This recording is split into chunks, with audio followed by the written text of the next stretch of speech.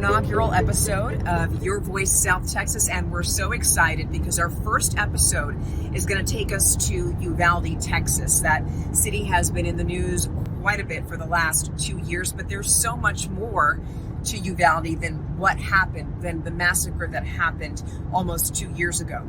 We've been in this area a lot. KSAT has. We've made a commitment to the people of Uvalde that they are our people, and we do want to hear from them. And this is an area that has been very politically charged since that shooting, and we've heard from people of both sides of the aisle. People have different opinions on school security, on guns, and how that policy should change before this election. And that's exactly why we're going to Uvalde. Now, when you do a Google search of Uvalde, you see that it's 90 miles west of San Antonio. When you drive through, when you go from San Antonio and you go west into Uvalde, you see that there are a lot of rural areas. We pass through Castroville, we pass through Hondo, and then eventually you get into Uvalde. The Uvalde County tends to lean conservative, moderately conservative.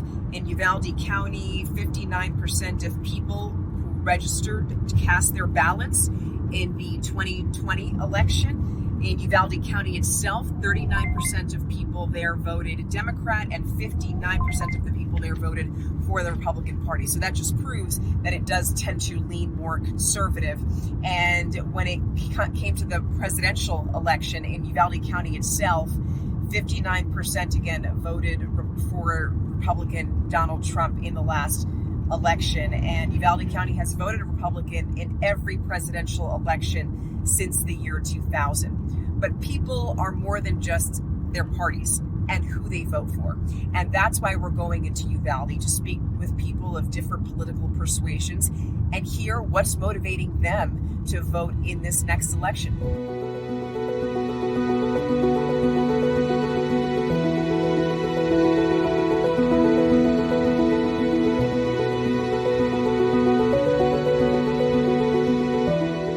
Now that we're in Uvalde, it's important to get to exactly where the people are. So we're coming here to the Townhouse Restaurant, which is on East Main Street, right in the middle of everything here in Uvalde. This restaurant has been around for 40 years, serving the people of Uvalde. And this is where a lot of people come together, especially during lunchtime, to gather. So I want you to come in with me so that we can meet some Uvaldians.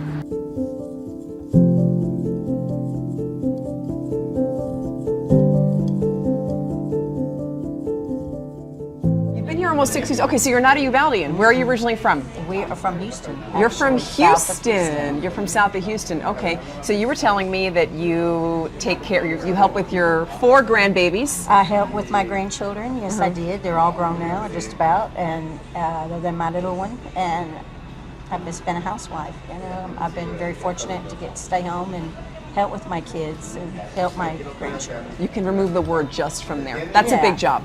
That's a big job, taking care of a family and taking care of kids. I enjoyed it. So what are some of the things that are concerning you? My most concern is the border. Okay. What about it specifically? I live in an area where I have them coming up my lane and in my yard. Has that happened before? Yes, it has, several times. And I have a lady that I know that can't even go back to her ranch because they're actually stopping her from leaving her place. They get in front of your car to the point to where you can't leave because there's so many.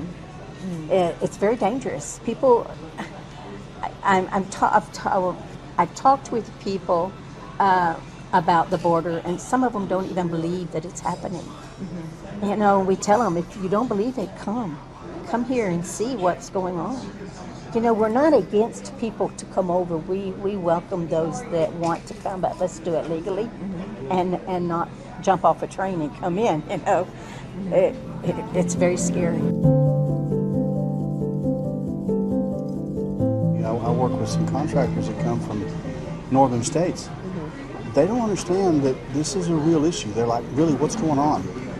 What do you think is going on? Well, this can't be real. This amount of people can't be crossing the border. I said, there are 10,000 people at the border right now as we speak, right down the road in Del Rio, that are coming across. This was a few months back, and they're They can't believe it. It's like, I said, well, it's real. I mean, we live several miles out in the country from Uvalde, and we've had migrants come through our home.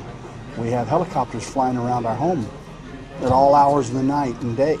We've had the road closed down several times, our Border Patrol and Highway Patrol, because of issues that they've had with migrants, and it's a real deal. I mean, What do you want to see happen? I want to see him finish the wall. I want to see Trump come in and do what he intended to do and not be hindered by all the politics. I want to see, I mean, I don't care if Republicans and Democrats get along. I want people to get along. I want people to look at the right and the wrong and do what's right. Who are you voting for in this election? Have you already made up your mind? Oh, absolutely. I will definitely vote for Donald Trump. He's the only logical choice, as far as I can tell. I don't feel that Biden's a perfect guy, but I don't feel Trump is either. So it's had nothing to do that, oh, the Democrats are right, the Republicans are wrong. I see a lot of things that Republicans do that in my opinion, are correct. And I also see that in the Democratic side, but they also have their faults too. Okay. My main concern, because I've been in school board, I've been in the city councils for years and years. I've worked the politics. I understand the politics from my area. Truthfully, my main concern, I am afraid of Trump in this manner. Only, not for no other reason. I truly believe in all the experience that I have and I'm a 73-year-old guy, so I've been around for a while. I see him wanting to be on the Putin. He wants to take over a nation. Supreme Court, but the only problem is there for the Republicans also is that if they open up a door that it's all going to apply if a Democrat's on there too, but they're going to be able to do whatever in the hell they want and nobody can touch them. That's dangerous for anybody, not just Trump, for anybody. That's my concern. I want to make sure that America is a democracy that I grew up in, that I love.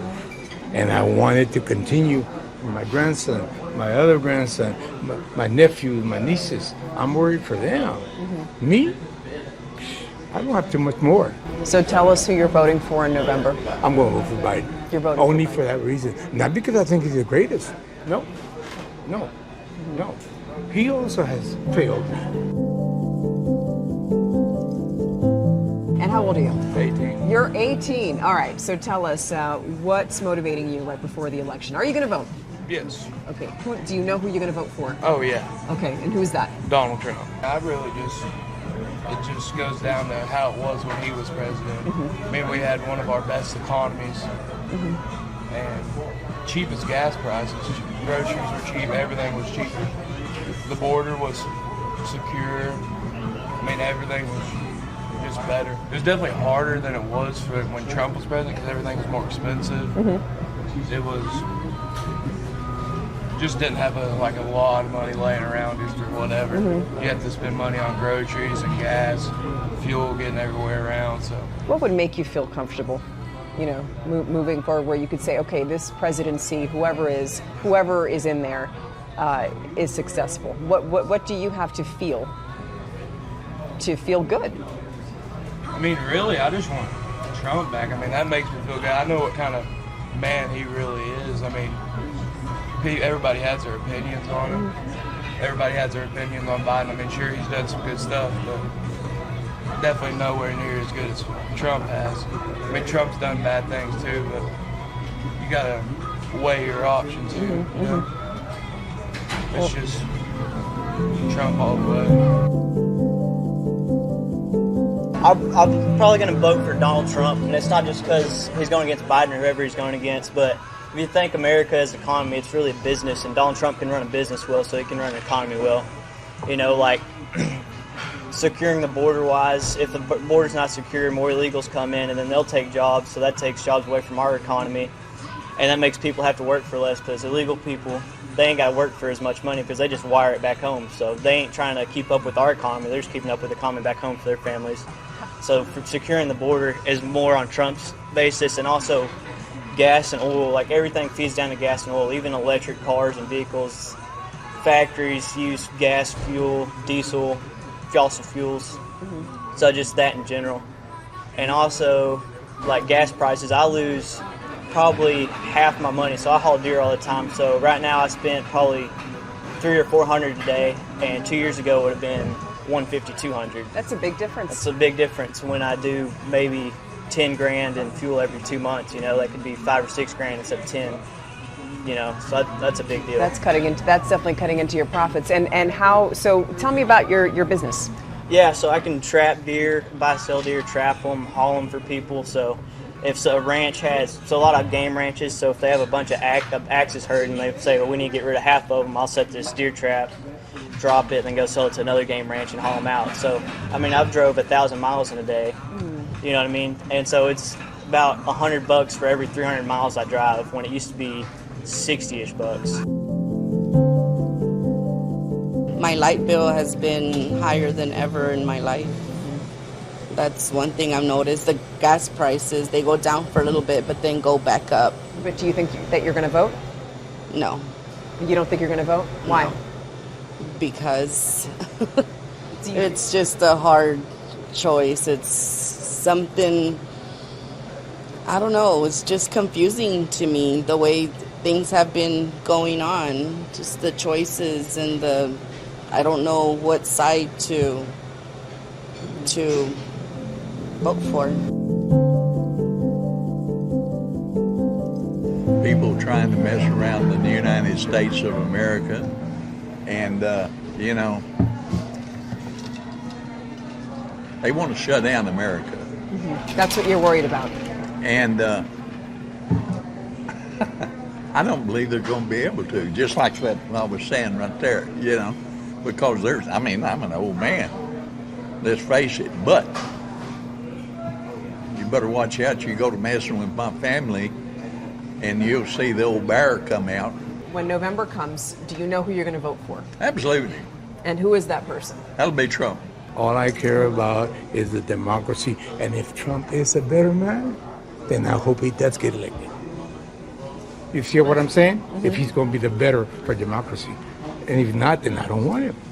Same thing with Biden. All I'm protecting in my book is democracy. That's my argument. That's your line. That's my life. I love the USA to death. Do you think you listen to other people too who disagree with you? Sure. And are you willing to say, okay, you have a point there. I don't agree with you, but I have to. If I don't, I've put myself in a box and I've closed off, and I'm no better than anyone else. I have to listen to, because I'm certainly not a knower of all. I have to be open-minded enough to listen to other people's truths as well, because what I believe is not always perfect. I have to listen. that was a great chat. We spoke with all of these people who have so many different opinions on things like the economy to border security, democracy. Also, a lot of them spoke about jobs, fuel prices. These are pocketbook issues that keep coming up before this election. Of course, people are saying that they have been hit hard by inflation these last few years, and they're very, very concerned about it. The one thing that gave me hope in this is that everybody had their opinions, and they flat out told me who they were going to vote for. Nobody really played coy about that, but everybody wants to speak, and they all believe that discourse is important. And that's always a good sign, because what that tells me is that people are willing to talk. They want to listen to people who have different opinions, and that respect that is so vital in a democracy, that's there. And we're seeing that in Uvalde. So to all of the Uvaldians that we spoke with, thank you so much for sharing your stories with us. And to all of Uvalde, thank you for having us. And now, me and Kenny are going to hit the road, and we're off to find our next town for Your Voice, South Texas.